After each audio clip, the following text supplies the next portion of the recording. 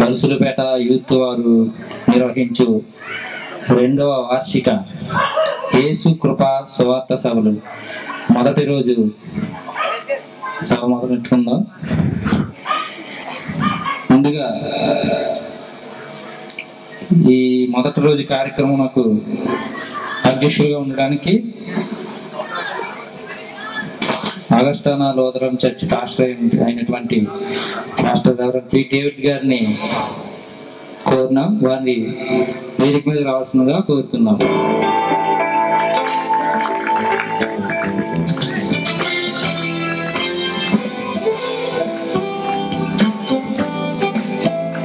అధ్యక్షులు వారు ఇంకా రాలేదు కనుక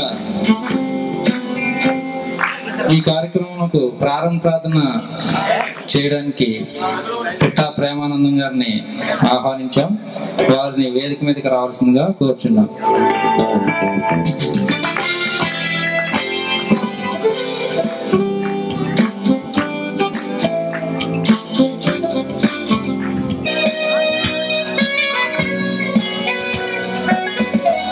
గ్రీటింగ్స్ ఇచ్చుటకు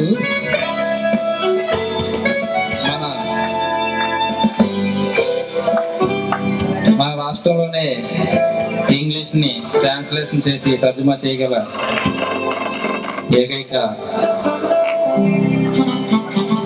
వ్యక్తి అయినటువంటి మన గౌరవనీయులైన రెవరెండ్ డాక్టర్ సువార్తరాజు గారిని వేదిక మీదకి రావాల్సిందిగా సగౌరవంగా ఆహ్వానించింది.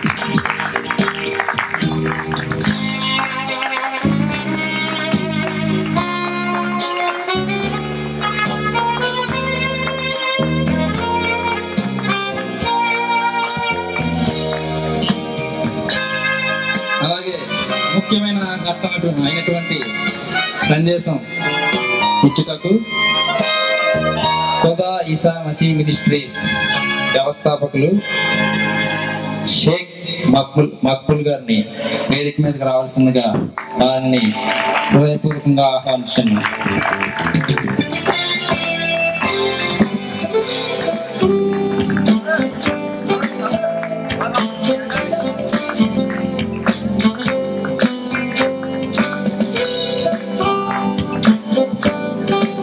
అలాగే గ్రీటింగ్స్ ఇచ్చుటకు మాస్టర్ రెవరెండ్ బొంగ బాబురావు గారిని వేదిక మీదకి రావాల్సిందిగా కోరుచున్నాం.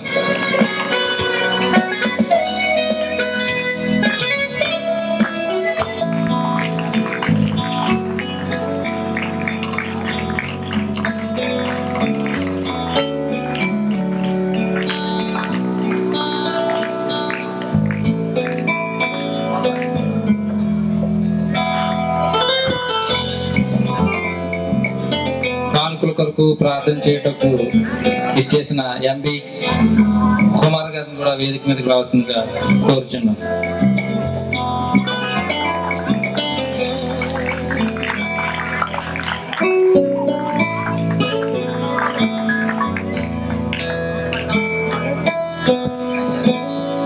కార్యక్రమం ప్రారంభించుకుందాము. ముందుగా ప్రార్థన చేయవలసిందిగా శ్రీ స్తోత్రములు దేవా, మీకు స్తోత్రములు చెల్లిస్తున్నాం. గొప్ప దేవా, మీకు స్తోత్రములు చెల్లిస్తున్నాం.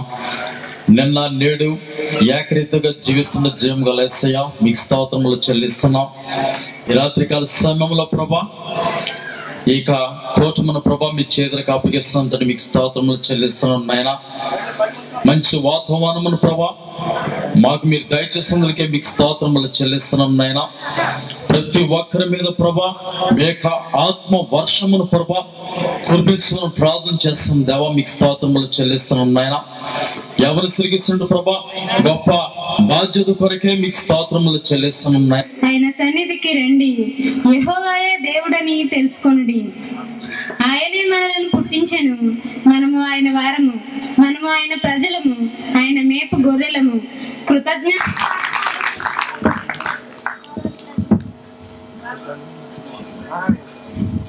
आप सबको यीशु मसीह के नाम से सलाम. ప్రభు అయిన యేసుక్రీస్తు నామములో మీ అందరికీ నా శుభాలను తెలియపరుస్తున్నాను. मेरा नाम मोहम्मद अब्दुल रहीम और हमारे अब्बा का नाम मोहम्मद सुल्तान है. నా పేరు మొహమ్మద్ అబ్దుల్ రహీం, నా తండ్రి గారి పేరు మొహమ్మద్ అబ్దుల్ సుల్తాన్. हम लोग 5 भाई 2 बहन हैं, उसमें से मैं दूसरा हूँ. మా కుటుంబంలో మా తల్లిదండ్రులకు 5 మగ సంతానము, 2 ఆడవారు, అందులో నేను రెండో వ్యక్తిని.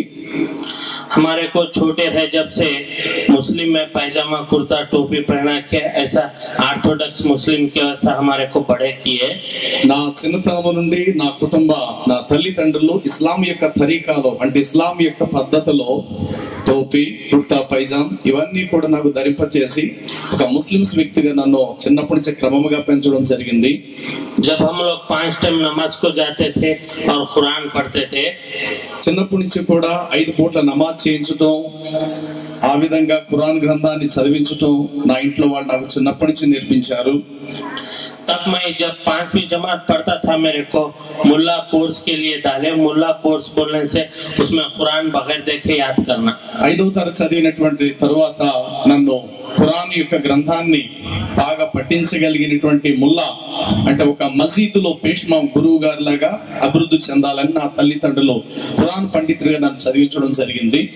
जब वो कोर्स शुरू करने से पहले मेरे को उसमें वो बोले कुरान शरीफ में एक मरियम सूरा बोल के है जिसमें लिखा हुआ है तौरेत ज़बूर इंजील वो नहीं पढ़ना, ज्यादा मत पढ़ो, उसके बारे में ज्यादा मत सोचो बोल के बोले. वो అయితే నేను ఖురాన్ గ్రంథాన్ని నా గురువులు నాకు నేర్పిస్తున్నటువంటి ఆ దినాలలో వాళ్ళు నాకు చెప్పినటువంటి ఒక షరతు అదేంటంటే ఖురాన్ 114 సూరాలు కలిగిన గ్రంథం అంతా నువ్వు చదువు, అయితే ఆ మరణమైనా వచ్చినా పర్వాలేదు, మొత్తం మీద నేను చదవాలి అనేటువంటి ఆలోచనతో నేను ఉన్నాను.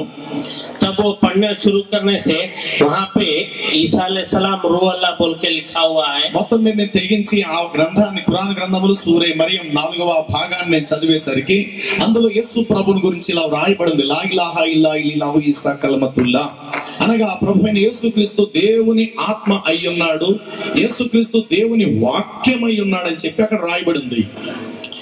उस तरह से मेरे को ईसा अलैहिस्सलाम किसका खुदा है बोल के नहीं मालूम था. అయితే యేసుక్రీస్తు దేవుని ఆత్మ అయి ఉన్నాడు, దేవుని వాక్యం అయి ఉన్నాడు అనేటప్పటికీ ఆయన ఏ విధంగా దేవుని వాక్యము దేవుని ఆత్మ అయి ఉన్నాడు అనే ఆలోచనలో నేను పడ్డాను. क्योंकि सब मुसलमान भाई लोग बोलते हो पैगंबर है बोल के. లోకములో ఉన్న సర్వ ముస్లింలు చెప్తుంటారు యేసుక్రీస్తు ఆయన ఒక ప్రవక్తే తప్ప మరేమి కాదు అని అంటుంటారు. ईसा अलैहिस्सलाम किस तरह से खुदा होता बोल के मैं मालूम कर लेना चाहता था. యేసుక్రీస్తు ఎలాగ దేవుని వంటి ఆశతో నేను డాక్టర్ యొక్క చదువు తరబేతిని పొందుతున్నాను. तब मैं जब डॉक्टर कोर्स पढ़ते वक्त में जब दूसरे साल में था, वहाँ पे हॉस्पिटल को जाने से हॉस्पिटल में ट्रैक्ट्स बांट रहे थे ईसा अलैहिस्सलाम के बारे में. డాక్టర్ కోర్స్ చదువుతున్న సంవత్సరం దాటిన తర్వాత మరలా వచ్చే 2వ సంవత్సరంలో ఒక దిన నేను ఒక హాస్పిటల్ దగ్గర నేను వెళ్ళడం జరిగింది, ఒక డాక్టర్ కలవటానికి. అలాగే నేను ఆ హాస్పిటల్ సందర్శించినప్పుడు అక్కడ కొంతమంది అరబిక్, ఉర్దూ భాషలో ఉన్నటువంటి యేసు ప్రభు సంబంధించిన సువార్త పత్రికలు, కొత్త నిబంధన బైబిల్ పుస్తకాలు పంచిపెడుతున్నారు ఆ ప్రాంతంలో. तब मैं उनको पूछने से वो बोले ईसा अलैहिस्सलाम के बारे में है बोलने से मैं उसको लेके घर को आया और घर में रखने से हमारे अब्बा मेरे को बगैर मालूम हुए वो फाड़ के फेंक दिए.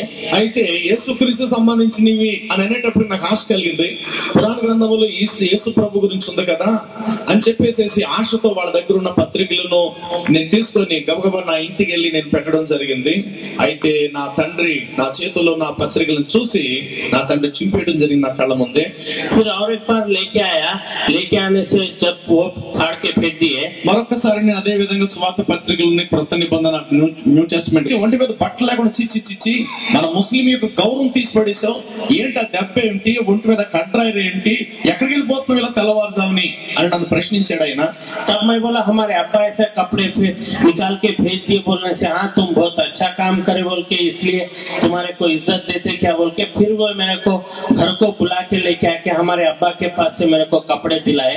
అయితే నేను ఏడుస్తూ చెప్తున్నాను, అయ్యా నా తండ్రి నన్ను కొట్టేశాడు, నేను ఇలా బైబుల్ చదువుతున్నానని చెప్పేసి నా తండ్రి నన్ను కొట్టేసి బట్టలు తీసి ఇంట్లోంచి నన్ను గెంటేశారు అన్నాను. అప్పుడు ఆ యొక్క మెడికల్ కాలేజీ ప్రిన్సిపాల్ చెప్తున్నాడు, అవునులే పెద్ద ఘనకార్యం చేసావు కదా నువ్వు, ఇంటా వంట లేనటువంటి అంటరానటువంటి మత సంబంధమైన పుస్తకం చదువుతున్నావు, నాలాంటి వాడైతే చంపేస్తాడు అని చెప్పి, సర్లే మీ నాన్న బట్టలు ఇప్పిస్తాను, నువ్వు రా బట్టలు వేసుకుని పంపలోంచి పో అని చెప్పేసి మళ్ళా నన్ను ఇంటికి తీసుకురావడం జరిగింది. ఆయన అటువంటి నాకు కురచైపోయినటువంటి పాత మైలు బట్టలను తీసి నాకు తొడిగించడం జరిగింది. तब वो कपड़े पहन के मैं कहाँ जाना नहीं मालूम हुआ, लेकिन वहाँ पे सिकंदराबाद रेलवे स्टेशन को आया मैं.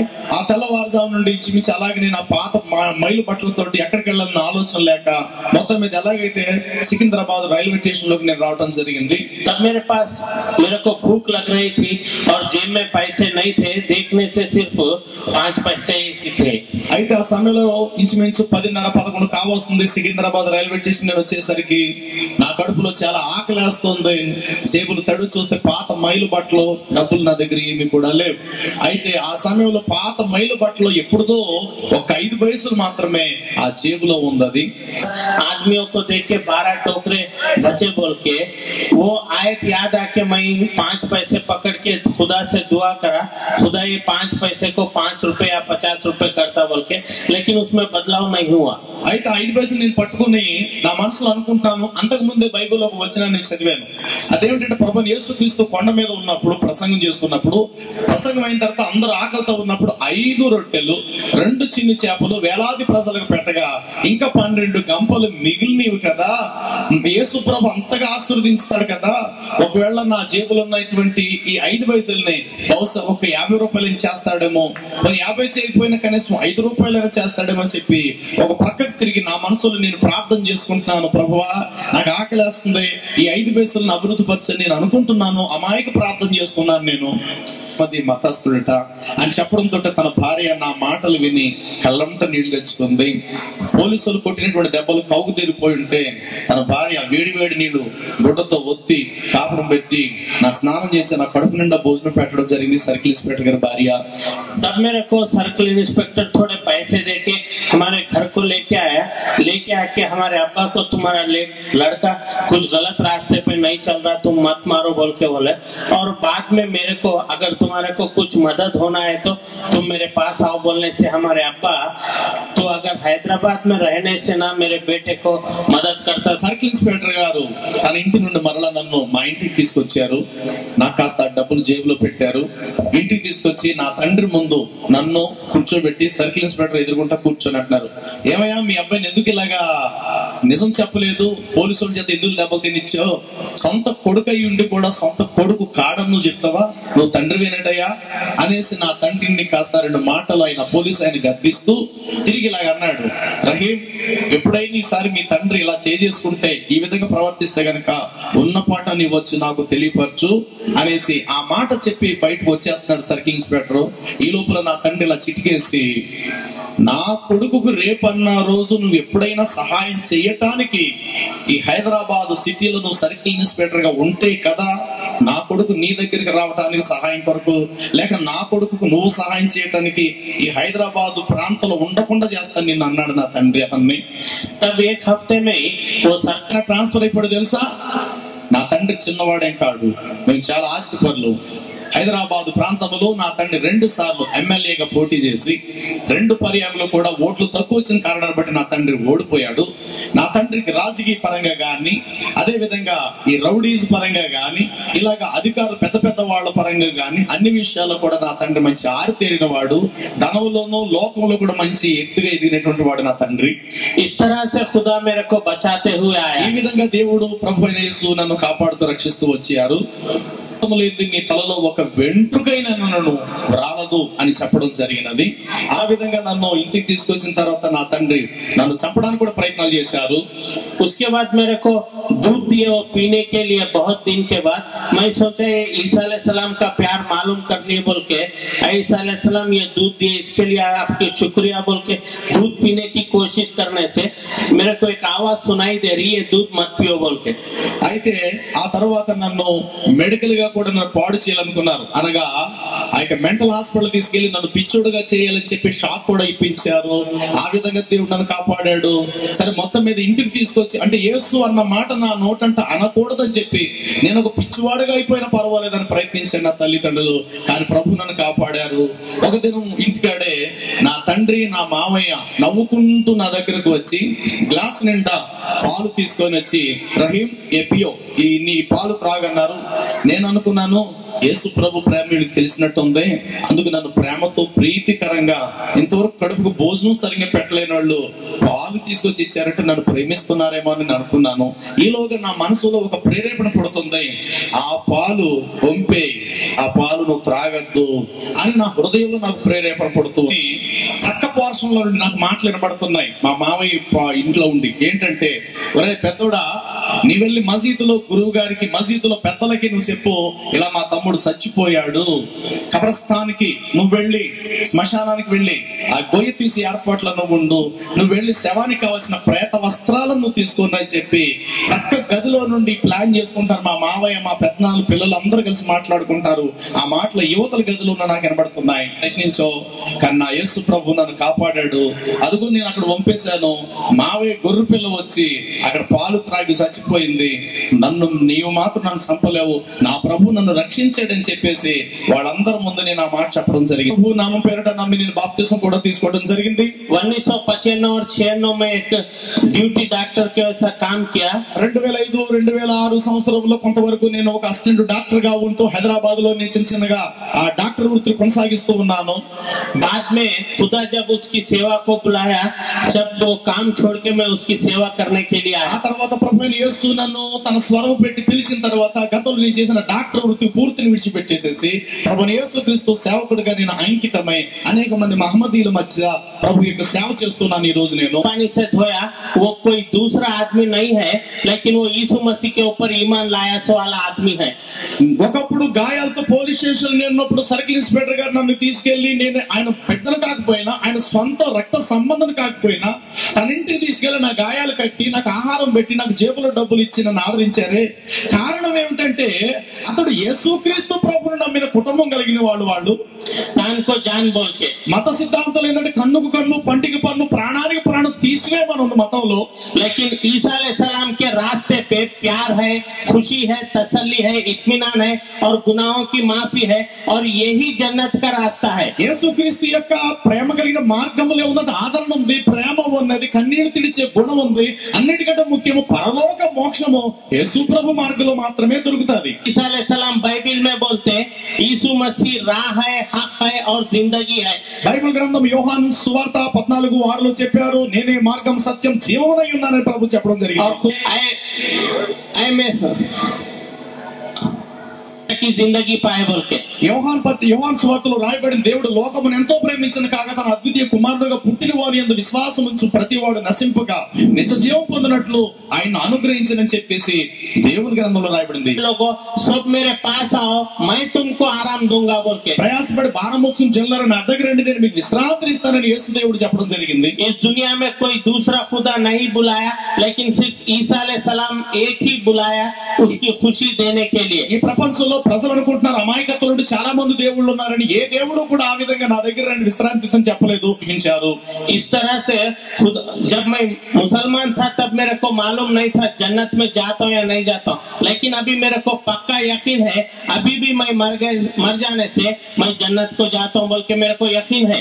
ఒకప్పుడు మతంలో ఉన్నప్పుడు నాకు మోక్షం దొరుకుద్దో లేదో అనేది నాకు ఆ నమ్మకం లేదు. కానీ ఈ రోజు నేను చెప్తాను, ఇప్పుడు నేను ఇక్కడ మరణిస్తే తక్షణం నాకు ప్రభు పరలోకం ఇస్తాడని 100% యథార్థంగా నేను చెప్పగలుగుతాను. ఈ స్థలంలో యేసుక్రీస్తు నామములో మీ అందరికీ నా వందనాలు చెల్లిస్తున్నాను. खास तौर पे मकबूल भाई को यीशु मसीह के नाम से सलाम. ట్రాన్స్లేట్ చేసినటువంటి మక్బూల్ పాస్టర్ గారు కూడా నా వందనాలు చెల్లిస్తున్నారు. Amen. Praise the lord. David గారిని వేదిక మీదకి రావాల్సిందిగా కోరుచున్నాం.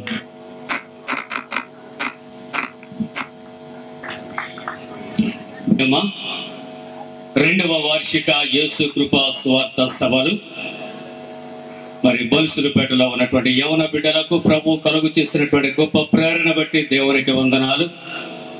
ఈ రాత్రికాల సమయంలో మరి ఇంతవరకు మరి జరిపిస్తున్నటువంటి కార్యక్రమాన్ని బట్టి మరి తోడుగా ఉన్నటువంటి దేవుని యొక్క సన్నిధిని బట్టి మరి దేవునికి మరి ఒకసారి వందనాలు చెల్లిస్తూ, విశేషంగా రాత్రికాల సమయంలో ఇంత ఘనమైనటువంటి రీతిలో రెండవ వార్షిక యేసు కృపా సువార్త సభలు మరి జరుపుచున్నటువంటి బొలుసులపేట యవన బిడ్డలకు అలాగనే పట్టణస్థులకు మరి ప్రియ అగస్టానా లూథరన్ సంఘ పక్షంగా మరి పిసిసి వారి పక్షంగా అందరి పక్షంగా ప్రభు పేరట మరి శుభాలు నేను తెలియజేస్తూ ఉన్నాను. ఇంతవరకు ఘనమైనటువంటి సాక్ష్యాన్ని మనం విన్నాం.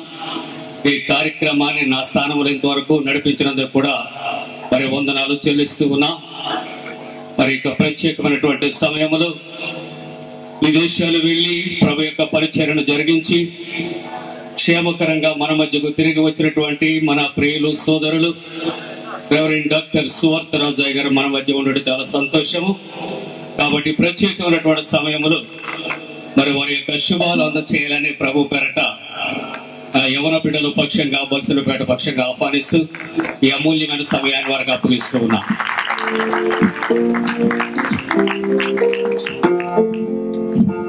చేస్తున్నాను.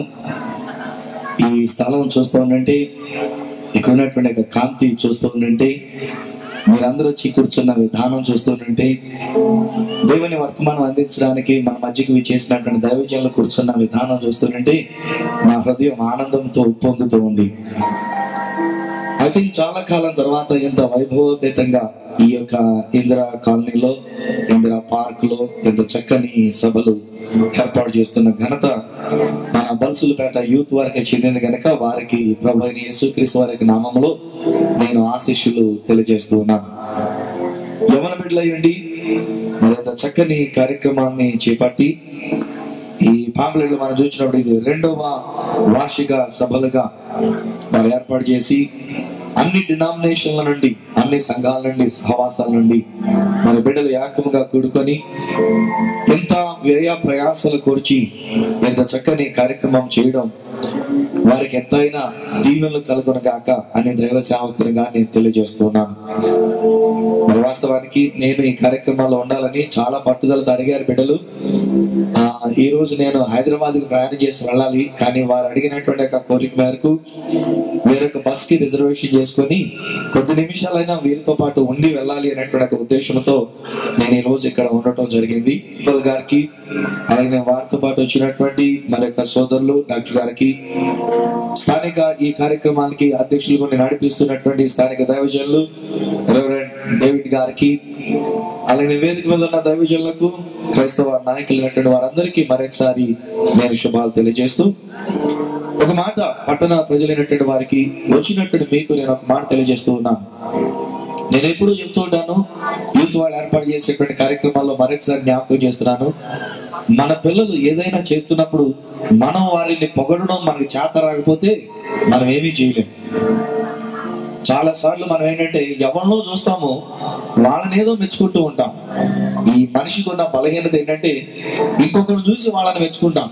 పక్కనున్న పొడుగాటోడు చూసి పొట్టిగా ఉన్నవాడు ఇబ్బంది పడుతూ ఉంటాడంట. ఇతరులైనటువంటి వాళ్ళని చూసి మనం వాళ్ళని మెచ్చుకుంటాం, మన పిల్లలు మనం మెచ్చుకోలేము. సో ఈ రోజు నేను సామర్లకోట ప్రజలందరికీ నేను తెలియజెప్పే మాట ఏంటంటే, మన పిల్లలు వాళ్ళ చిన్నోళ్ళు అయి ఉన్నా, ఆకతాయితనంగా ఉన్నా, ఒక్కొక్కసారి అల్లరి చిల్లరగా ఉన్నా, ఒక రోజు నేను తిరిగి వచ్చిన తర్వాత ఎక్కడికో నేను బయటకు వెళ్ళి వస్తానంటే లేట్ నైట్ నేను వస్తూ ఉన్నాను. వస్తున్న సమయంలో మన బిడ్డలు వాల్ పోస్టులు అంటిస్తూ ఉన్నారు. వాళ్ళు మా భాష్యం గారు వెంటనే అన్నారు, ఏమంటే వాళ్ళకు టీ అన్న ఇప్పించవలసిందని చెప్పేసి. మేము హడావిడిలో ఉన్నందు చేత మేము అంతగా సమయం పట్టించుకోలేకుండా మేము వెళ్ళిపోయాం. తర్వాత నేను బాధపడ్డాను. I still appreciate them. ఇప్పటికైనా సరే వాళ్ళని నేను మర్చిపోలేదు, వారిని నేను ఆశీర్వదించి నేను వెళుతున్నాను దేవుడు నాకు ఇచ్చిన కృపను బట్టి. సో మన బిడ్డలు అనేటువంటి వారిని మనం అభినందించుకుందాం. మన బిడ్డలు ఎంత చక్కని కార్యక్రమం చేసి ఎంత దైవజనుల వారిని ఏర్పాటు చేసుకొని మన మధ్యకి తీసుకుని వచ్చి దైవ వర్తమానాలను అందిస్తూ ఉన్నప్పుడు ప్రజలందరికీ నేను ఇచ్చేటువంటి వార్త, ప్రజలందరికీ నేను ఇచ్చే మాట ఏమంటానంటే, మీరు మాత్రమే కాకుండా రేపు ఎల్లుండా మీరు వచ్చేటప్పుడు మీతో పాటు మరికొంతమందిని, చాలా మంది అంటారు 10 మందిని అంటారు. నేను 10 మందిని అనలే, కనీసం ఒకరినైనా తీసుకురండి, అది అనలేదు నేను. ఎవరంటే కొంతమందిని, 10 కంటే ఎక్కువ కావచ్చు, ఒకవేళ 10 కంటే తక్కువ కావచ్చు, కానీ ప్రతి ఒక్కరు వచ్చిన వాళ్ళందరూ కూడా రేపు ఎల్లుండా ఇవి 3 దినాల కార్యక్రమాలుగా బిడ్డలు ఏర్పాటు చేసుకున్నారు కనుక 6, 7, 8 తారీఖులు కనుక రేపు ఎల్లుండా ఈ స్థలమంతా నిండిపోయినట్లుగా మీ పొరుగు వారిని, ఎత్తలేనటువంటి వారిని కూడా ఆహ్వానించవలసిందిగా నేను మీకు మనం చేస్తూ, ఆకాశము కంటే ఎత్తైనది. ఈ మీటింగ్ లో కూడా మంచి టైటిల్ పెట్టుకున్నారు వీళ్ళు, యేసు కృపా సువార్త సభలు. యేసయ్య కృపని తెలియజెప్పడానికి ఈరోజు నేను సహోదరుల యొక్క సాక్ష్యం నేను వింటున్నప్పుడు నేను అనుకున్నాను, it is nothing but the grace of God in his life that has brought salvation into his life. దేవుని కృప ఒక మహమ్మదీయ కుటుంబంలో పుట్టి పెరిగి నిష్ట కలిగినటువంటి రీతిగా పెరిగి పెద్దవారైనటువంటి ఆయన జీవితంలో దేవుడు తన వాక్యము ద్వారా ఆయన పట్టుకొని ఆయన రక్షించుకున్నది అది కేవలం దేవుని యొక్క కృప. ఈ రోజు మనందరి జీవితంలో కూడా ఈ 3 దినాలు సామర్లకోట, ఈ సామర్లకోట నుండి ఇక్కడ ఈ యవనస్తులు చేసినటువంటి ఈ మనమందరూ మరికెంత ఘనమైన కార్యం చేయగలము అనేటువంటి ఒక రోషముతో వారికి సువార్త అందించబడాలనంటే కృప అనుగ్రహించబడాలని నేను కోరుకుంటూ బిడ్డలకి ఈ వాగ్దానాన్ని నేను తెలియజేస్తున్నాను. దయచేసి మీరందరూ బస్సుపై పిల్లలేనా లేకపోతే వేరే వేరే పాటల నుంచి వచ్చిన పిల్లలంటే అందరూ బస్సులు పెట్టి పిల్లలేనంట. కనుక క్వారీ పిల్లలు లేచి నిలబడండి. అలాగే బల్సులపేటలో మన యూత్ గా చేసినటువంటి ఒక యవన బిడ్డలైనటువంటి వారు కూడా దయచేసి లేచి నిలబడండి. All the youth very good. Keyboard వాయించేవాడు కూర్చోవచ్చులే పర్లేదు, ఆశ్రదించి వెళ్తాను. అంతమించి నాకు వేరేం లేదు. కనుక ఆడపిల్లందరూ పక్కి, మగపిల్లందరూ పక్కి. ఇక్కడ జరిగిన ఆడపిల్ల ఇక్కడ జరిగిపోమను, ఇక్కడ జరిగి ఓకే, ఇంకా కొంచెం జరగండి పిల్లలు అటు జరగండి. Yes please. కానీ ఖచ్చితంగా మీరు చేసిన దానికి ప్రతిఫలం ఉంటుంది. అర్థమైందా? ఈ రోజు మీకు తెలీదు, మీరు ఏదో ఆగతాయితనంగా చేసేస్తున్నారు. మీరు డబ్బులు ఖర్చు పెట్టారు, చెమటూడ్చారు, కష్టపడ్డారు, ప్రయాసపడ్డారు, నిద్ర లేకుండా ఉన్నారు. కానీ మీరు చేసిన ప్రతిఫలం ఏమో ఏ అక్బుల్ లాంటి వాళ్ళు కుక్కలు తయారవుతారు ఇక్కడ, లేకపోతే బ్రదర్ పేరు చెప్పారు మొన్న రహీం గారు, ఏ ఇంకొక రహీం ఇక్కడ రక్షింపబడ్డానికి కారణమవుతుందో, లేదా ఇంకా ఏ రామ్ రక్షింపబడ్డానికి కారణమవుతుందో, ఏ రాజు రక్షింపబడ్డానికి కారణమవుతుందో ఫలం ఈ రోజు మీరు చూడకపోయినా, ఇమ్మీడియట్ గా 1 సంవత్సరంలో మీరు చూడకపోయినా, మీరు చేసిన ఈ కార్యం యొక్క ప్రతిఫలం రానైన దినాల్లో ఈ బలుసుల పేట దీవించబడబోతుంది. అందరూ ఒకసారి ఆమేన్ చెప్దామా గట్టిగా? హల్లెలూయా. కారణం ఏంటి తెలుసా? మీరేదో పెద్ద గొప్పోళ్ళని కాదు, మీరేదో పెద్ద గనులని కాదు, మీరేదో పెద్ద డిగ్రీలు ఓడబడిసినటువంటి వారు కాదు. Very ordinary young people. మీరు సామాన్యమైనటువంటి చిన్న బిడ్డలు.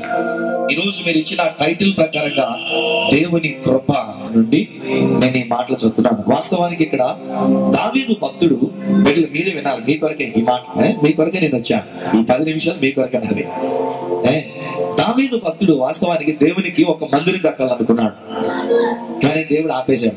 నువ్వు కాదయ్యా, తండ్రులు మీ పని అయిపోయింది, మేము కూడా అయిపోయినట్టే మాది.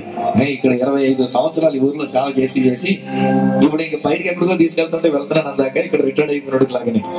దేవుడు అంటాడు మీరు కాదయ్యా చేసేది. కానీ ఆ తర్వాత ఏమని సెలవిస్తున్నాడు అంటే, ఐ థింక్ 11వ వచనం దగ్గర నుంచి నేను చెప్తాను. 2వ సమూయేలు గ్రంథం 7వ అధ్యాయము 11వ వచనం దగ్గర నుంచి, నీ శత్రువుల మీద నీకు జయమిచ్చి నీకు నెమ్మది కలుగజేసి ఉన్నాను. మరియు యెహోవానగు నేను నీకు తెలియజేయనదేమనగా, నేను నీకు సంతానము కలుగజేయుదును. నీ దినములు సంపూర్ణములగునప్పుడు నీవు నీ పితరులతో కూడా నిద్రించిన తర్వాత నీ గర్భములో నుండి వచ్చిన నీ సంతతిని హెచ్చించి రాజ్యమును అతనికి స్థిరపరచేదను. అతనికి అని సొలొమోను గురించి మాట్లాడుతున్నాడు దేవుడు. వచ్చేసరికి నేను ఇక్కడ సేవ మొదలు పెట్టినటువంటి తొలి దినాల్లో బహుశా చిన్న పిల్లలు ఉన్నటువంటి వాడు. సో దేవుడు మాకు ఇచ్చిన సంతానం ఉన్న మిమ్మల్ని స్థిరపరుస్తానంటున్నాడు. మీ గురించి ఏమైనా వాగ్దానం చేస్తారంటే, వారు నా నామ ఘనత కొరకు ఒక మందిరమును కట్టించుదురు. ఎంత చక్కని మాట. హల్లెలూయా చెప్పండి ఒకసారి. బిడ్డలారా, మీ గురించి పెద్దవాళ్ళు మేం కాదు, గొప్ప వాళ్ళు కాదు. అంటే సంతానంగా తయారైనటువంటి మీరు చేసేటువంటి కార్యం, మీ సింహాసనం, మీరు తలపెట్టినటువంటి కార్యం నిత్యముగా దేవుడు స్థిరపరచబోతున్నాడు.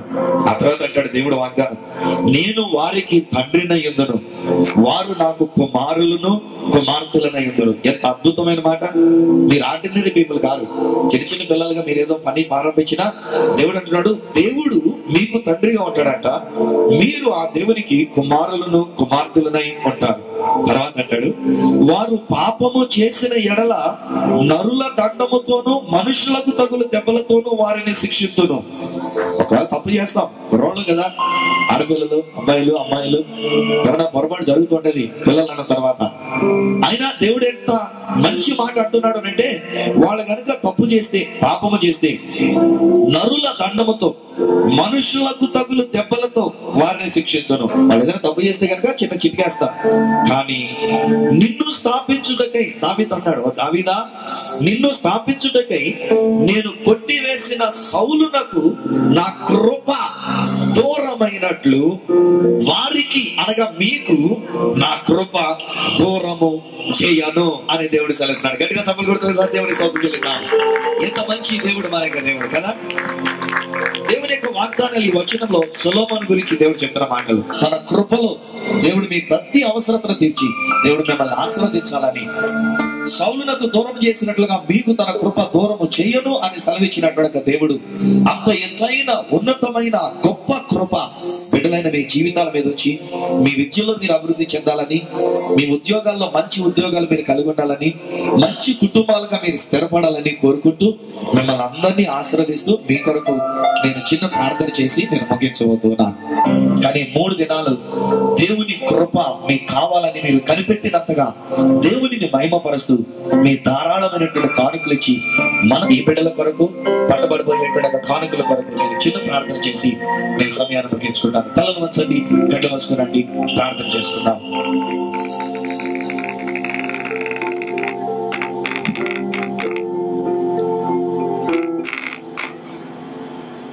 కృపా కృపా నీ కృపా, కృపా కృపా క్రీస్తు కృపా, కృపా కృపా నీ కృపా.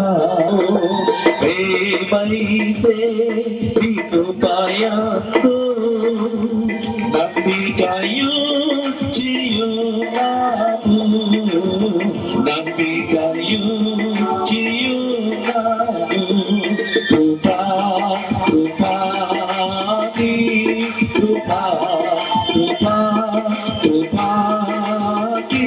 యేసు కృపా కృపా కృపా నీ కృపా. నీకు కోటి కోటి స్తుతులు స్తోత్రాలు మేము చెల్లిస్తూ ఉన్నాము.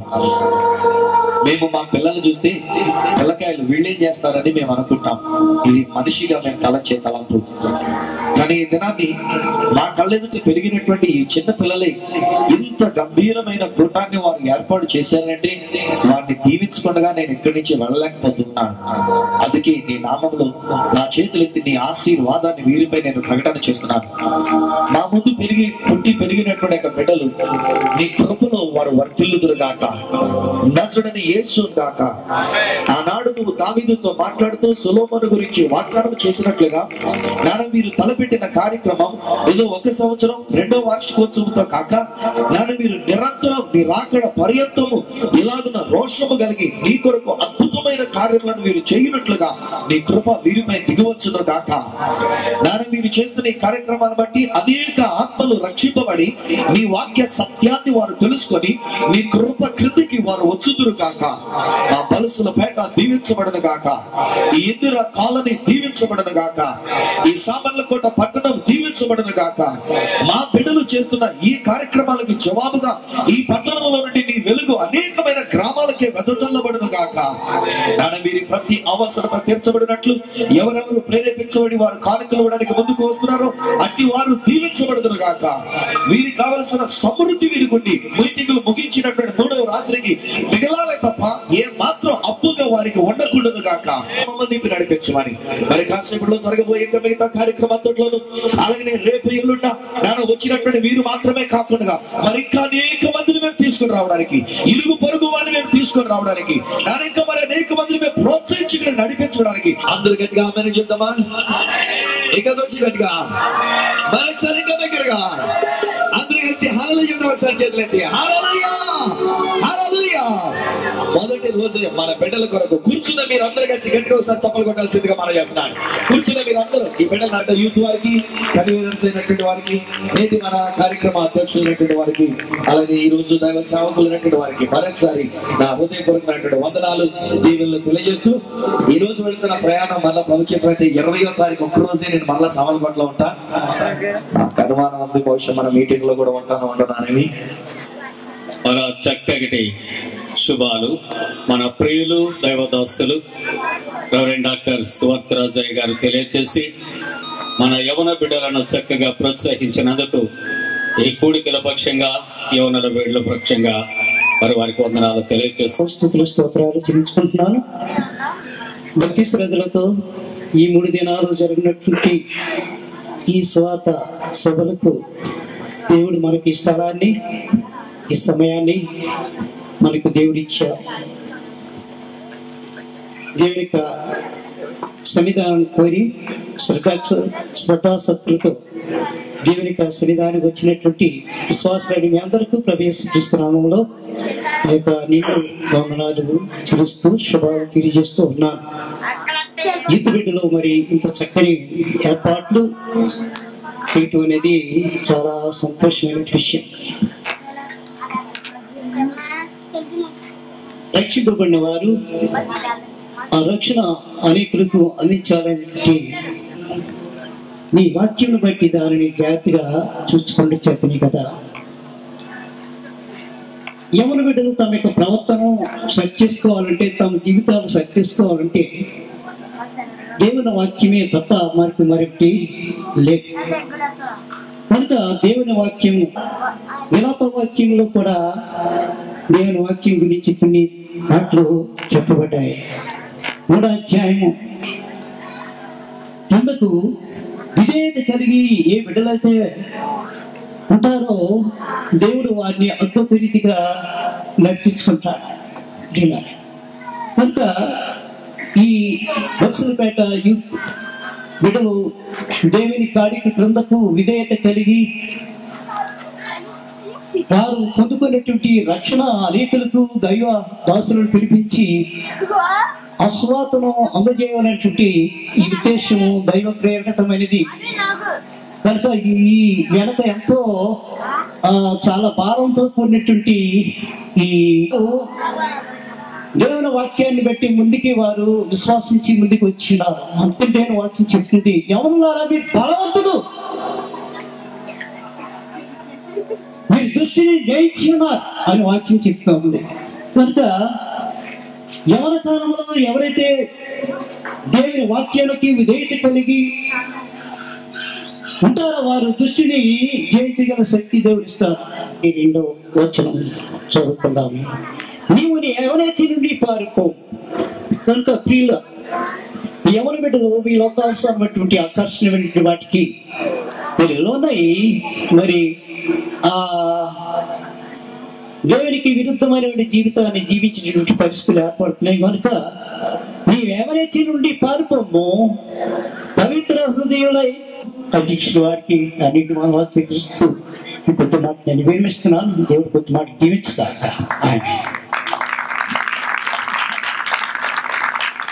దైవజనులు రెవరెండ్ బుంగా బాబురావయ్య గారు మన యవన బిడ్డలను ఉద్దేశించి చక్కగా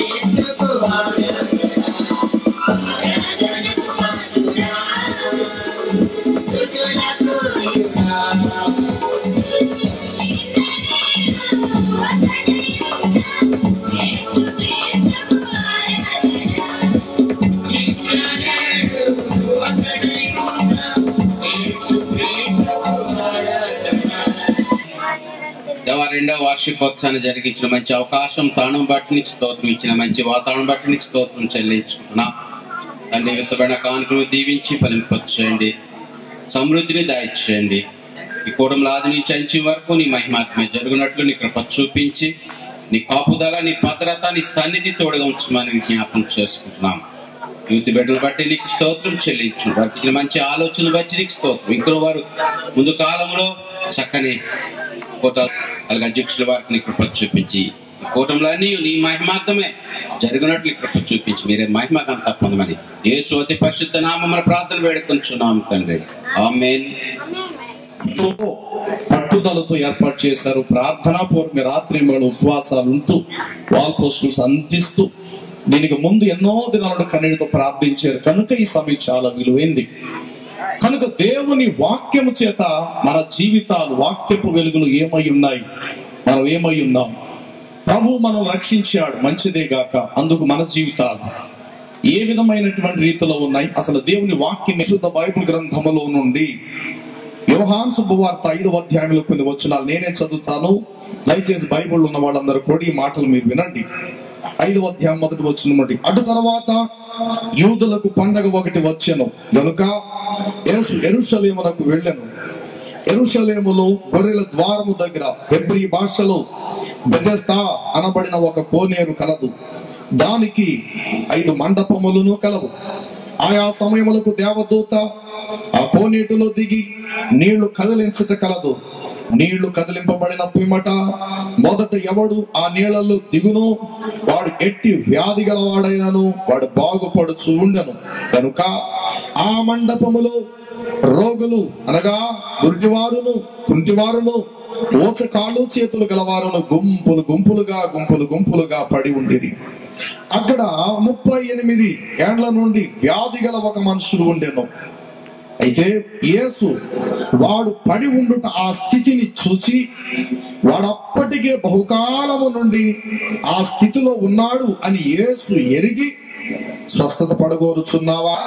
మరి ఎక్కువ కీడు నీకు సంభవింపకుండునట్లు ఇక ఎన్నడును పాపము చేయకమని వానితో చెప్పాను. చాలండి. ఈ వాక్య భాగము ఎన్నో పర్యాయములు మనం విన్నవారం. ఎన్నో పర్యాయములు దైవజనులు చెప్తున్నప్పుడు మనం ఆశతో ఈ వాక్య భాగాన్ని విన్నాం. మరెన్నో పర్యాయములు వ్యక్తిగతంగా ఈ వాక్య భాగాన్ని మనం చదువుకోవటం మనకు తెలుసు గాక.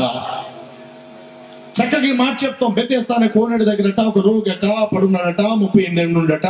ఏసట వెళ్ళి వాడిని నీవు లేచి వెళ్ళిపో అంటే వాడు లేచి వెళ్ళిపోయాడట అని చెప్పేసి మనం ఎన్నోసార్లు చదువుకున్నాం.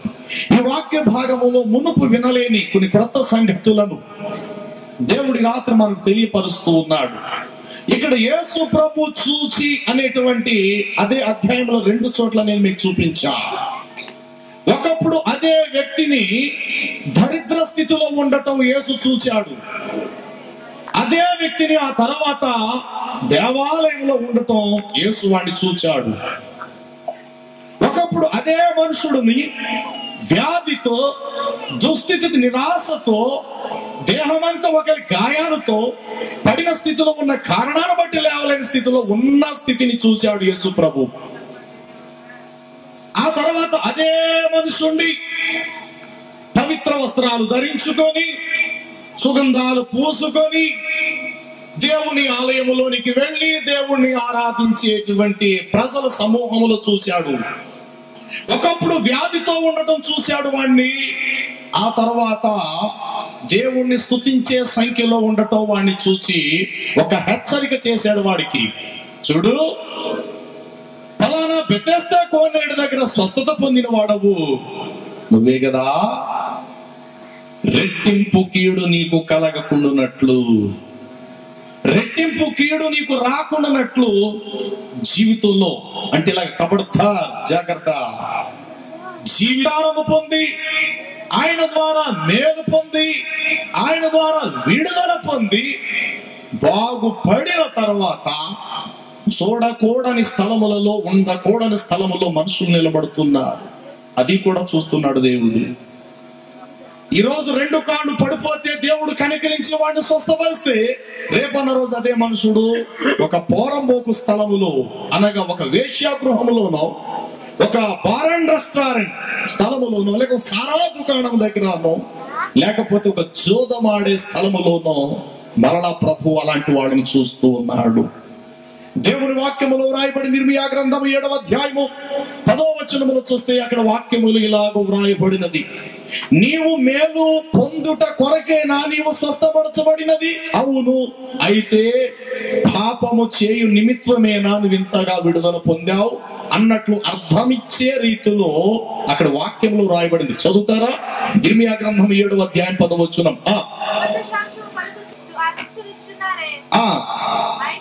అయినను నా నామము పెట్టబడిన నా మందిరములోనికి మీరు వచ్చి నా సన్నిధిలో నిలవబడుచు, ఏమండి, విడుదల హేయాక్రియలన్నీ జరిగించుట కొరకేనా మీరు విడుదల పొందారు?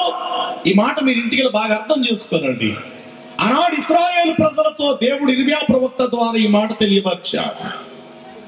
అరే నువ్వు విడుదల పొందింది రెండోసారి పాపము చేయట కొరకేనా లేక కీడు చేయట కొరకేనా? లోకములో చాలా మంది, ఎంతో మందిని చూస్తున్నాం, దేవుని ద్వారా మేలు పొంది ఉపకారము పొంది మరలా కీడులోకి వెళ్ళి మొదట కలిగిన దానికంటే రెట్టింపు కీడును తెచ్చుకున్న మనుషులు, ప్రజలు చాలా మంది ఉన్నారు. ఈ రాత్రి మొదటి దినముగా దేవుడు మనల్ని హెచ్చరిస్తూ రాబోయే 2 దినాల్లో గొప్ప విలువైనటువంటి వాక్యాల చేత మన జీవితాలను ప్రభువునకు మరింత సన్నిహిత సంబంధులుగా తరతరాలు తరతరాలు తరతరాలు నిలుస్తాయి. లోకములో చాలా మంది భక్తి చేస్తారు.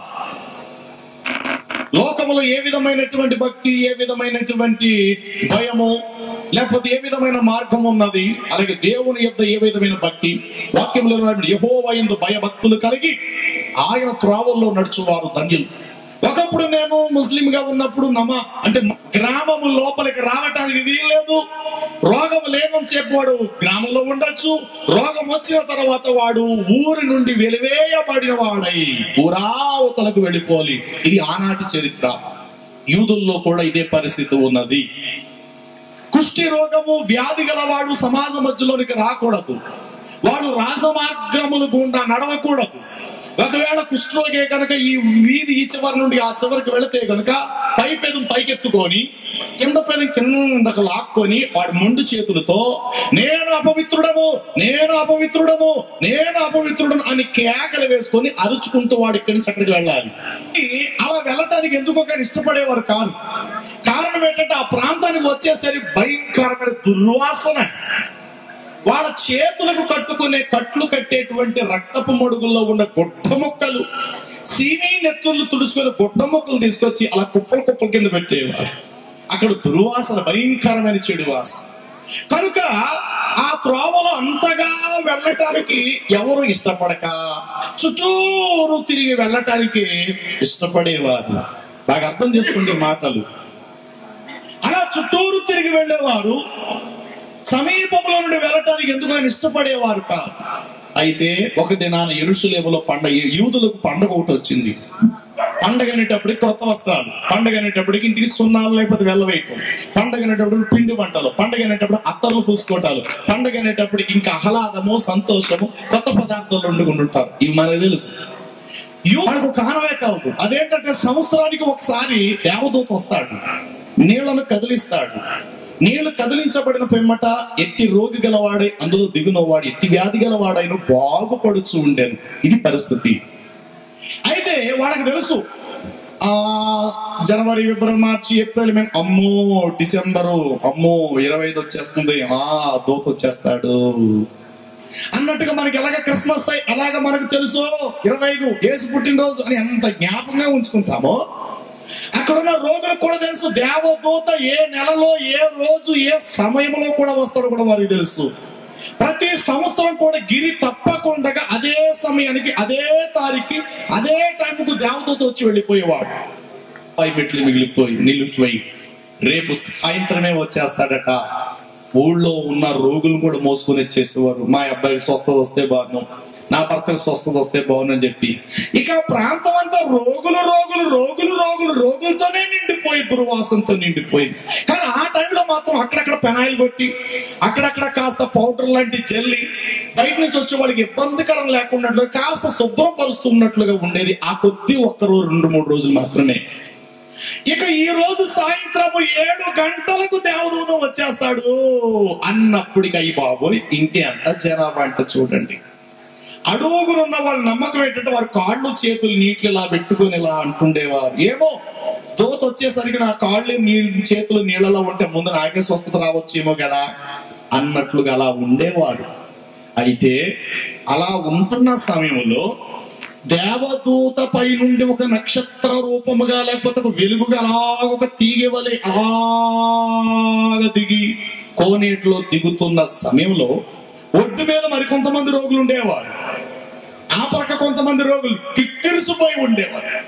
వాళ్ళు అనుకునేవారట, నా చెయ్యి ఆల్రెడీ ఇరిగిపోయి ఉంది కదా, దూత దిగిన టైం పైన దూకేస్తాను నుండి యేసుని 12 మంది శిష్యులు రావటం రోగులు చూస్తున్నారు. ఎవర్రైళ్ళు ఇలా తిన్నంగా మన వైపు వచ్చేస్తున్నారు ఏంటిళ్ళు, వాళ్ళ కాళ్ళు చేతులు వంకరలేవు కదా, అవును ఈ రోజు యెరూషలేములో పండగ కదా, అందరు యెరూషలేం వెళ్ళాలి, వీళ్ళెవర్రా మన దగ్గరికి వస్తున్నారు, మనకేమైనా పెట్టడానికి వస్తున్నారటవా, అరే వాళ్ళ చేతులు ఏమీ లేవురా, ఎదరో ఒక ఆయన ఉన్నాడు జుట్టు ఇక్కడ దాకా ఉంది, చాలా ఎత్తరగా ఉన్నాడు ఆయన, అబ్బాయిని నడుస్తుంటే అదొక అద్భుతంగా ఉంది, ఎవరిళ్ళు అని అన్నట్టుగా అక్కడున్న రోగులందరూ కూడా యేసు వైపు 12 మంది శిష్యుల వైపు చూస్తున్నారు. దగ్గరికి వస్తున్నాడు ఆయన, బెతెస్దా కోనేటి దగ్గరికి. రోగులందరూ విచిత్రంగా చూస్తున్నారు. ఇక్కడికి ఎవడో మామూలుగా బాగున్నాడు ఎవడో రాడే, ఒకవేళ ఎవరైనా వస్తే చేత్తో రొట్టో ఏదో పండో పొలమో తెచ్చి పడేసి వెళ్ళిపోతారే. ఆ విధంగా రోగులు అనేకులు రావటం యేసు ప్రభు దయ వల్ల వారు స్వస్థపరచబడటం జరిగింది. ఇక్కడ యేసు ప్రభు వారు వీళ్ళందరినీ స్వస్థత పరిచేలోగా బాగా వినండి, పరుపెత్తుకొని నీ ఇంటికి వెళ్ళిపోరా అని యేసు ప్రభు చెప్పాడు కదా. మిగతా రోగులని యేసు స్వస్థత పరిచి వాళ్ళను తీసుకొని యెరూషలేమునకు వస్తూ ఉన్నాడు. అంతకు ముందే 38 ఏళ్ల రోగి బాగుపడిన వీడు తన పరుపు ఇంటికి పెట్టేశాడేమో, భార్య చూసి ఆశ్చర్యపోయిందేమో వాడిని, పిల్లలు చూసి ఆశ్చర్యపోయారేమో వాడిని. వాడు వస్త్రాలు శుభ్రంగా స్నానం చేసి వేరే వస్త్రాలు ధరించుకున్నాడే. పరిశుద్ధమైన దేవాలయంలో నిజమే, నేను చాలా సంతోషిస్తాను. దావీదు మహారాజు చెప్తాడు, భక్తిహీనుల యొక్క గుడారముల యొక్క స్థలములలో నేను పొంచి ఉండుట కంటే, లేక దాగి ఉండుట కంటే, లేక వాళ్ళ కాళ్ళ దగ్గర కూర్చుండుట కంటే నా దేవుని ఆవరణములో లేక నా దేవుని ఆలయములో నేను ఉండుట నాకు మేలు. ఒక్క దినము యెహోవా సన్నిధిలో గడుపుట నాకు మేలు. భక్తిహీనుల గుడారముల ద్వారముందు నేను పొంచి ఉండుట కంటే నా దేవుని ఆలయములో నేను ఉండుట నాకు మేలు. వీడు ఆ తర్వాత ఎక్కడికి వచ్చి నిలబడ్డాడు గాక 90 అడ్రస్ లేని వారుగా అయిపోయారు. ఒక్కడు మాత్రమే తిరిగి వచ్చాడు. ఈ రాత్రి ఆలోచన చేయి, అడ్రస్ లేని స్థలాల్లో ఉన్న వ్యక్తిగా నీ ఉన్నావా? తిరిగి ఆయన దగ్గరకు వచ్చి కృతజ్ఞత చెప్పేటువంటి వ్యక్తిగా నీ ఉన్నావా? ఒకసారి ఆలోచన చేయి. బయట వాళ్ళతో కాదు యేసు ఇక్కడ బోధిస్తుంది. తన ద్వారా స్వస్థత పొంది 38 ఏళ్ళు దావీదని పేరు పెట్టుకున్నాడు బాబా అని తల్లి కూడా అంటది. దైవజనుడు వచ్చి సంఘానికి చెప్పి ప్రార్థన చేయిస్తాడు. వారి ప్రార్థనలను విన్న దేవుడు త్వరలోనే దేవుడు వాడిని కనికరించి విడుదల చేయొచ్చు. తల్లితో పాటు 2 ఆదివారాలు వస్తాడు, వాడు మందిరంలో కనబడతాడు. లేక తప్పితే ఒక 3 ఆదివారాలు మందిరంలో. పురుషుడు అనబడిన ఆ భర్తకు అంతకు ముందే వివాహమైంది. అతడు కార్లకు రంగులేసేవాడు, పాత కార్లకు రంగులేసేవాడు. భార్య చనిపోయిందని చెప్పి కట్నం లేకుండా పెళ్లి చేసుకుంటున్నాడు అని ఎరిగి తమ పిల్లని ఇవ్వటానికి ముందుకు వచ్చి ఆ పిల్లని ఇచ్చేశారు. కానీ వాడికి అంతకు ముందే భార్య చనిపోయిన తర్వాత వాడు విచ్చలవిడిగా తిరిగాడు, ఎయిడ్స్ వ్యాధి తెచ్చుకున్నాడు వాడు. ఆ సంగతి వీళ్ళకి తెలియదు. మొత్తం మీద ఈ అమ్మాయిని కట్టబెట్టేశారు. సంవత్సరం ఎంతో కాపురం చేసింది, గర్భఫలము లేదు, కానీ సంవత్సరంలో వాడు చచ్చిపోయాడు. ఆ తర్వాత ఎయిడ్స్ వ్యాధి ఈ అమ్మాయికి వచ్చేసేసింది. వచ్చేస్తే ఆమె ఉంటున్న సమీపానికి మా యొక్క సంఘానికి వచ్చేటువంటి వారు వెళ్ళి ఆమెతో మాట్లాడి కూర్చోబెడితే అక్కడ అలా బ్లీడింగ్ అలాగైపోయింది. మళ్ళా రక్తాన్ని అలా కడిగేవాళ్ళు. మళ్ళా ఆదివారం నాడు మోసుకొని వచ్చేవారు. సంఘము చేసిన ప్రార్థన దేవుడు కనికరించి ఎయిడ్స్ వ్యాధితో ఉండేటువంటి ఆ బిడ్డను త్వరలో లేవనెత్తాడు. సంఘము ఆమెను హెచ్చరించిన, అమ్మాయి ప్రభుని స్వస్థపరిచాడు. మునుపు తినలేని ఆహారం ఇప్పుడు తింటున్నావు. మునుపు 2 అడుగులు వేస్తే పడిపోయేదానివి, 10 అడుగులు ముందుకేస్తున్నావు. నమ్మి బాప్తిసం పొందు. స్టిక్కర్ లాంటి తీసుకోరే, కుదరవివి దేవుడి దగ్గర. సంఘం కూడా చెప్పారు. వాళ్ళ మాటకు దేవుడికి మొత్తం మీద బాయ్. మీరు ఆమెను ఇలా గద్దించారట. ఆమె ఇలాగన్నది, నేనన్నా నీకెప్పుడు ఆమె దగ్గరికి వెళ్ళొద్దు, దేవుని విషయం కూడా మీరు చెప్పద్దు. దేవుడు ఏం చేస్తాడో చూద్దరు గాని. ప్రియులారా, నేను చెప్తున్నాను, 10 రోజులు ఇక తిరగలేదు, చచ్చిపోయింది మనిషి. 10 రోజులు తిరగలేదు, చనిపోయింది. కౌరు మోసుకొచ్చారు, పాస్టర్ గారండి పలానా అమ్మాయి చచ్చిపోయింది. నేనేం మనసులో బాధపడలేదు. మరి ఏంటమ్మా అంటే, అదేనండి వాళ్ళ ఇంట్లో వాళ్ళ నాన్నగారు వాళ్ళ అమ్మగారు మీ దగ్గరకు వద్దాం అనుకుంటున్నారండి బాప్తిసం పొంది. తీసుకెళ్ళటానికి నేను ఎట్టు పరిస్థితులు రాను. క్రైస్తవ ప్రార్థన కూడా మేము చేయము, క్రైస్తవ పద్ధతిలో మీకు తీసుకెళ్ళాం. ఆమె కాల్చుకుంటారు, కప్పెట్టుకుంటారు, లేకపోతే గోతులో పడేసుకుంటారో మాకు తెలుసు. సంఘములో ఎవరు వెళ్ళడానికి వీల్లేదు, ఎవరు కూడా ప్రార్థన చేయాలి. వాళ్ళ అన్నగారు వచ్చాడు, పాస్టర్ గారండి అని. లేదు నాయన, అవకాశం దాటిపోయింది. నీ జీవితంలో దేవుడు ఎన్ని మేలు చేయటం నువ్వు ఎరిగావో నీకు తెలుసుగాక. అయితే ఈ రాత్రి నువ్వు ఎక్కడ నిలవబడుతున్నావు, ఏ స్థలంలో నువ్వు ఉన్నావు, చూడవలసిన దృష్టితో దేవుడు నిన్ను చూసేటప్పుడు ఉండవలసిన స్థలములో నేను ఉంటున్నావా? దేవుడు చూడగలిగిన స్థలములోనే నిన్ను చూడగలుగుతున్నాడా, లేక చూడకూడని స్థలములో దేవుడు నిన్ను చూస్తున్నాడా? నేను వీడి విషయంలో అయితే నేను చాలా సంతోషిస్తాను. ఎక్కడో రోగిగా చూశాడు యేసు ప్రభు వాడిని, కురుపులతో చూశాడు వాడిని, లేవలేని స్థితిలో కన్నీటితో చూశాడు వాడిని, దరిద్ర స్థితిలో చూశాడు వాడిని. అదే యేసు తన దృష్టితో మరొకసారి చూశాడు వాడిని. ఎక్కడో చెప్పండి ఎక్కడ? దేవాలయముల పరిశుద్ధుల మధ్యలో చూశాడే కానీ అపవిత్రమైన స్థలములో వాడిని చూడలేదు.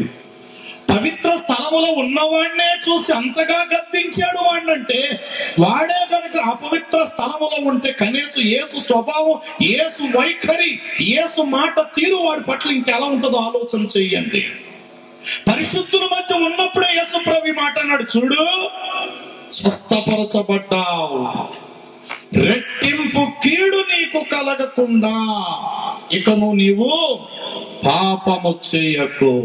కొందరు జీవితంలో దేవుడి ద్వారా మేలు పొంది పాపం చేసేవారు చాలా మంది ఉన్నారు.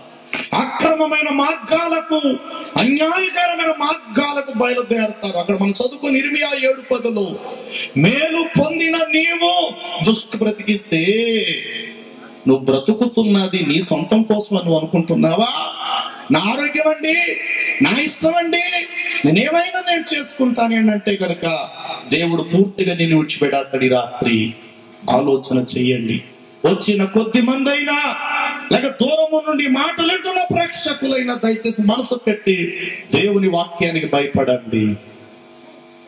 దేవునికి, ఆయన కార్యాలకు, ఆయనకు భయపడు వారి మీద ఆయన కనికరాలు నిలుస్తాయి. దేవుడు మనల్ని వాడుకుంటే మన భాగ్యవంతులు అవుతాం. దేవుణ్ణి గనుక మనం వాడుకుంటే మన శాపగ్రస్తులం అవుతాం. దేవుణ్ణి మనం వాడుకోవద్దు.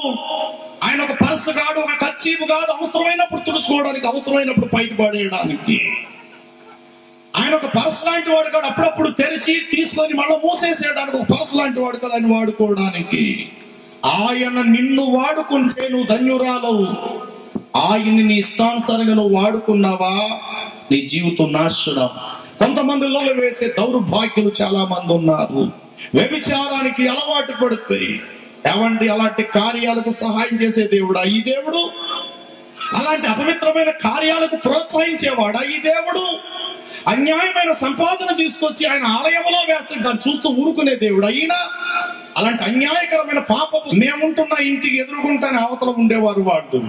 తన భార్య వచ్చి మా పాస్టమ్మ గారిని అడిగారు, అమ్మమ్మ పాస్టర్ గారి చేత నూనె రాయించి ప్రార్థిస్తే స్వస్థపరచబడితే అందరూ అన్నారు తీసుకురండి అని. నేను దగ్గరికి వెళ్ళి ఆయన పేరు సత్యబాబు. కళ్ళంట నీళ్లు పెట్టుకున్నాడు. ఏం బాబు ఏంటయ్యా అంటే తన తల్లి ఏడ్చింది, తన భార్య ఏడ్చింది. ప్రార్థన చేసి నేను మళ్ళా ఇంటికి వచ్చి ప్రార్థన చేసి వాక్యం చదువుతుంటే దేవుడు నాకు ప్రేరేపించాడు. మరలా వచ్చే ఇదే దినానికి అతడు సైకిల్ తొక్కగలుగుతాడు అన్ను చెప్పు అని ఇతడు నేర్పిస్తున్నారు. కాళ్ళు సాగతీయడం నేర్పిస్తున్నారు. కుడుకాలు కుడి చెయ్య. నేను వెళ్ళి చెప్పాను సత్యబాబు సైకిల్ తొక్కాడు. ఆ తర్వాత మెల్లగా టీవీఎస్ బండి తొక్కి మొత్తం మీద యథారీతిగా మరలా తన జీవితానికి వేశాడు. చక్కగా డ్రైవ్ చేసుకుంటూ వెళ్ళిపోతున్నాడు. మందిరానికి రావటం మొదలు పెట్టారు. భార్యాభర్తలు 2 పిల్లలు తీసుకుని వస్తున్నారు. అలాగే వస్తుండగా వాక్యం వింటున్నారు, బలపరచబడుతున్నారు. వాక్యం వింటున్నారు, బలపరచబడుతున్నారు. ఈలోగా ఉపవాస కోటాలు వచ్చి నీ బాప్తీసాలు తీసుకోవడం కొంతమంది సిద్ధపడుతున్నారు. చిన్నట్టుగానే యాజిటీగా జరిగింది. దానికి ముందు జరిగిన ఒక కారణం చెప్తా, శ్రద్ధగా వినండి. ఒకరోజు ఈదు కూటం జరుగుతుంది. వాక్యం చెప్తున్నా, ఇంకో 10 నిమిషాల్లో వాక్యం ముగించేస్తా. వీధి కోటాలో జీవేసుకొని వచ్చేసాడు. హార్న్ కొట్టేస్తున్నాడు, తప్పకుండా నేను వెళ్ళిపోవాలన్నట్లు. నేను వెనక్కి తిరిగిలా చూసాను, ఇలాగన్నాను 5 నిమిషాలు ఆగు అన్నట్టు. అతనికి రొట్టె నేను ఇచ్చినప్పుడల్లా కూడా నా మనసులో బాధపడతా. మొదటిసారి దేవుడు స్వస్థపరిచినప్పుడే కనుక నువ్వు లోపడితే రెండవ కీడు, రెండవ స్థితి ఈ రోజు నీకు వచ్చి ఉండేది. దేవుని బిడ్డలారా, ఈరోజు భార్య భర్త పిల్లలు ఎదిగిపోయారు. ఈరోజు ప్రతి ఆదివారం, ఒక్క ఆదివారం కూడా మానకుండా క్రమంగా వస్తారు. కానీ ఏమిటి సుఖం? దెబ్బ గాయపరచబడిన తర్వాత, దెబ్బ కొట్టిన తర్వాత నువ్వు లోబడటం మంచిది కాదు. దెబ్బ పడకుండా లోబడటం అనేటువంటిది చాలా ముఖ్యం.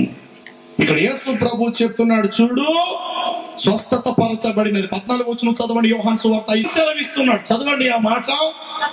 భక్తిహీనులతో ఈలాగు సెలవిస్తున్నాడు, నా కట్టడలను వివరించుట నీకు ఏమి పని? నా నిబంధనలు నీ నోటంట నీవు వచించదవేమి? దిద్దుబాటు నీకు అసహ్యము. కొందరు జీవితములో దైవ జనుడు సంఘములో నిలబడి వాక్యం చెప్తే మరి పాస్టర్ ట్రాన్స్ఫర్ చేయించి ఎవరా ఉంచకూడదు. ఖండితమైన వాక్యం చెప్తున్నాడు. ముందున్న పాస్టర్ గారు అయితే బాగా చెప్పేవాడు, ఈ పాస్టర్ గారిని ఉంచకూడదు. ఎంతమంది సంఘాలు దౌర్భాగ్యులు అలాంటి వాళ్ళు లేరు. కేవలం దిద్దుబాటు వారికి అసహ్యం. ఖండితమైన మాట బోధిస్తే వాడు లోబడరట. ఇక్కడ వాక్యములు అదే చెప్తున్నాడు, ఏమని? దిద్దుబాటు నీకు అసహ్యం. చదవండి. నీవు నా మాటలను నీ వెనకకు త్రోసివేస్తున్నావు. వెనకకు త్రోసివేట ఎంత విచారకరము. పేరుకి చెవు ద్వారా మాట వింటారట, వెనక నుండి వదిలేస్తారట. చెప్పాడులే, నాకేం కాదులే, భూమి మీద బతికినంతకాలం దేవుడు ఎందుకు ఇచ్చాడు కళ్ళు అన్ని చూడ. 14 వచనం, లేవియా కాండం. మీరింటికి వెళ్ళి ఆ అధ్యాయాన్ని బాగా చదవండి. అక్కడ ఎన్ని ఏళ్ళు అంటే ఏడేసి చెప్పినా ఎన్ని రకాల పరిస్థితులు దేవుడు అక్కడ పెట్టాడో, ప్రజలకు ఏ విధమైనటువంటి కీడు అక్కడ ప్రజలకు సంభవిస్తుందో దేవుడు అక్కడ తెలియపరిచాడు. చూడండి అక్కడ 14, మీరు నా మాట వినక నా ఆజ్ఞలను అనుసరింపగా నా కట్టడలు నిరాకరించిన ఎడలను, నా ఆజ్ఞలన్నిటినీ అనుసరింపక నా నిబంధనను మీరునట్లు మీరు నా తీర్పుల విషయమై అసహించుకొని ఎడలను, నేను మీకు చేయదగినది ఏమనగా మీ కన్నులకు క్షీణింప చేయనట్టు, ప్రాణమునకు ఆయాసకరమైనట్టు తాప జ్వరములను క్షయ రోగమును మీ మీదగా రప్పించెదను. మీరు విత్తిన విత్తనములు మీకు వ్యర్థములగును, మీ శత్రువులు వాటి పంటను తీవేసరు. నేను మీకు పగవాడనవుదును, మీ శత్రువులు ఎదుట మీరు చంపబడదరు, మీ విరోధులు మిమ్మలను ఏలెదరు. మిమ్మల్ని ఎరగని తరము కోనేటి దగ్గర రోగు వంటి వ్యక్తివే కనుక నువ్వైతే ఈ రోజు నువ్వు ఇక్కడ నిలబడ్డావు మంచిదే, రేపన్న రోజు నువ్వు ఎక్కడ నిలబడుతున్నావు, ఎక్కడ నిలబడ్డాను పరుగులు తీసుకుంటావు. దేవుడు నీకు చేసిన ఉపకారాన్ని బట్టి ఇప్పటికీ ఎన్ని స్థలాల్లో నువ్వు నిలబడ్డావు, వెళ్ళకూడని స్థలాల్లోకి ఎన్ని చోట్లకు నువ్వు వెళ్ళావు. యవనస్తురాలా ఒకసారి ఆలోచన చేయి.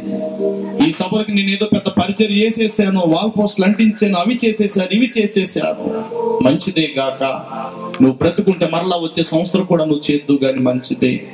నీ స్థితి సరిగ్గా లేకుండా ఇది చేసినంత మాత్రం దేవుడు ఏదో బంగారు పథకం నీకు ఇచ్చేస్తాడని నువ్వు అనుకోక, దాన్ని బట్టి దయచేసి నువ్వు గర్వపడిపోవద్దు. ఇంకా దేవుడి దగ్గరికి నువ్వు రా, ఆయనకు లోబడు. ప్రభువా, ప్రార్థన చేసుకుందాం ఒక్క నిమిషం ప్రభు సన్నిధానములో. దేవా, నన్ను కనికరించు. ఇదిగో బెతెస్దా కోనేటి దగ్గర రోగము చేత సివి నెత్తులు కారుతూ తుడుచుకునే వస్త్రాలు దారిపోయే వారికి కంపు కొట్టి ఎవరో రొట్టె ముక్కలు పడేస్తే కడుపు నింపుకునే దరిద్ర స్థితిలో ఉన్న వాడిని అక్కడ నువ్వు చూసావయ్యా. అదే మనుషు నీవు వాణ్ణి చూడగలిగారు ప్రభువా. నిజమే నాయన, నా బిడ్డలు కూడా అలా ఉండాలి, నా భర్త అలాగే ఉండాలి. నేను ఎటు తోచని స్థితిలో ఏర్పడి ఉన్నప్పుడు ఆనాడు నన్ను చూసావు నాయన. ఈ రోజు ఇంత జీవాన్ని ఇచ్చి నా కుటుంబం అందరినీ చూడగలిగేటట్లుగా ఇంత సౌఖ్యాన్ని నాకు ఇస్తే ఈ రోజు నేను ఎలా జీవిస్తున్నాను, నా అడుగులు ఎక్కడ పడుతున్నాయి, నా ప్రవర్తన జీవితం ఎలాగున్నదో ఒక్కసారి నాకు తెలియపరిచే ప్రభువా. ఇదిగో ఒకసారి గనవా యేసయ్య సిలువా, నీ కొరకై మరణించెనే, రక్తము చిందించెనే, నిన్నే ప్రేమించెనే. నీ పాపములతో చేసిన పాపం తన పాదములలో వేటుగా దిగిని, నీ చేతులతో చేసిన పాపం తన చేతులలో శీలలో దిగిని, నీ పాదములతో చేసిన పాపం తన పాదములలో వేటుగా దిగిని, నీ చేతులతో చేసిన పాపం తన చేతులలో శీలలో దియోచించవా. యేసయ్యని కోరవా, ఒకసారి గనవా యేసయ్య సిలువా, నీ కొరకై మరణించెనే, ప్రాణములర్పించెనే, ప్రాణములర్పించెనే.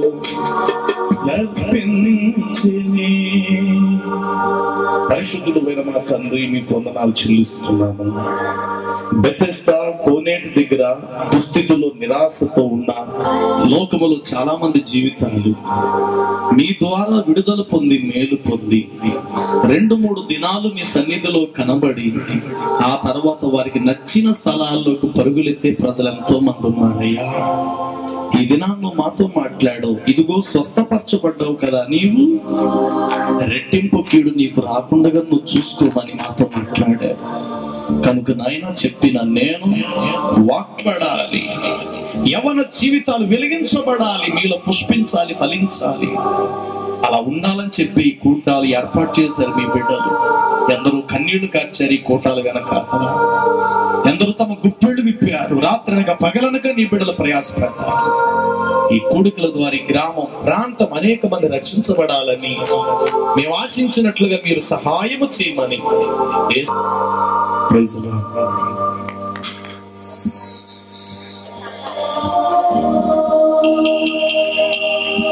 ప్రియులారా, దయచేసి ఒక్క నిమిషం అందరం కూడా లేచి నిలబడదామండి. ఈ రాత్రికాల సమయంలో గంభీరమైనటువంటి వర్తమానాన్ని ఏర్పాటు చేయబడిన వారు, ఆహ్వానించబడినటువంటి షేక్ ముగ్గురు గారు మరి దేవుని నామ మహిమార్థమై చక్కటి వాక్య పరిచయం జరిగించినందుకు మరి యొక్క యవన బిడ్డల పక్షంగా, మనుషులపేట వారి పక్షంగా వారికి వందనాలు తెలియజేస్తూ ఉన్నాం. మన మధ్య రాత్రికాల సమయంలో మా ప్రియ దైవసేనని నిలబెట్టి శ్రేష్టమైన విషయాలు మీరు మాతో మాట్లాడినారు తండ్రి. నిజముగా ఈ కూడికల మొదటి దినమే గొప్ప ఆశీర్వాదాన్ని మేము పొందుకున్నామని నమ్ముచున్నాం. నీకు స్తోత్రాలు. మేము స్వస్థత పడటమే కాదు కానీ నీ కొరకు చివరి వరకు సాక్షులుగా నీ మందిరంలో పరిశుద్ధులతో కలిసి జీవించుకునే భాగ్యం దయచేయండి ప్రభు. నీ స్తోత్రాలు. ఈ రాత్రికాలం సమయంలో అట్టి జీవితాన్ని మనం కలిగి ఉండడానికి అలాంటి సందేశం నీవు మాకు వినిపించినందుకు వందనాలు తండ్రి. మీకు స్తోత్రాలు. ఈ మీటింగ్స్ వరకు వెనుక ఉండి కష్టపడినటువంటి యవనస్తులను దీవించండి ప్రభు. వారి ప్రయాస నీ చిత్తం పరలోకమందు నెరవేర్చినట్టు భూమి అందు నెరవేరనగా మా దిన ఆహారం మాకు దయచే. మెడల ప్రాధం చేస్తున్న వారిని క్షమించిన ప్రకారముల ప్రాధము క్షమించు. శోధంలోని తక్కిడ నుండి తప్పించు. రాజ్యము, శక్తి, మహిమ నిరంతరము నీవయ్యున్నవి. మన పరమ తండ్రి అయిన దేవుని యొక్క ప్రేమయు, ప్రభువైన యేసుక్రీస్తు ప్రభు కృపయు, పరిశుద్ధాత్మ యొక్క అన్యోన్య సహవాసము, బల్సులపేట యవన బిడ్డలు ఏర్పాటు చేసినటువంటి 2వ వార్షిక ఆయన మహాసభలో పాల్గొన్నటువంటి నాయన ప్రియులైనటువంటి బిడ్డలందరికీ, కుటుంబాలకు ఆయన నీ సన్నిధిలో ప్రభు నిన్న మన గర్వపరిచిన ప్రతి ఒక్కరికి సదాకాలం తోడుగా ఉండి సంరక్షించి కాపాడును గాక. అందరికీ వందనాలండి. ప్రార్థన చేసిన జాను విషయాన్ని కూడా మనం వినబోతున్నాం. దయచేసి ప్రార్థన పూర్వకముగా ప్రతి ఒక్కరూ కూడా సిద్ధపడేటువంటి కార్యక్రమాల్లో పాల్గొవాలని యవన బిడ్డల పక్షంగా నేను తెలియజేస్తూ ఉన్నాను. థ్యాంక్ యూ అన్న.